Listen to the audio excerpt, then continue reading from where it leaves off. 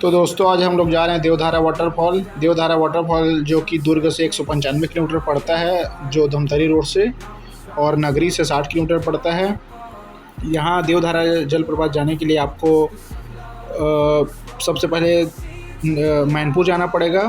मैनपुर से आपको 25 किलोमीटर की दूरी में अंदर जब कटेंगे लेफ़्ट साइड से आप, तो वहाँ से 25 किलोमीटर आपको जाना है। पहले 22 किलोमीटर जाना है, वहाँ से फिर 3 किलोमीटर और अंदर जंगल की ओर है। ये जो रोड दिख रहा है ये मैनपुर से अंदर वाला रोड है। पूरा जंगल जंगल, बहुत अच्छा मौसम रहता है, बढ़िया मस्त।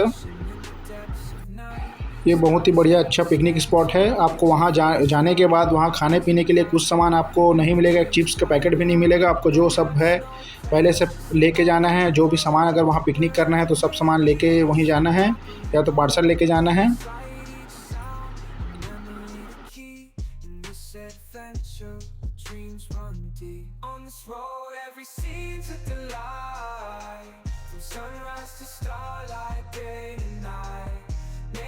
Canvas unfolding so grand.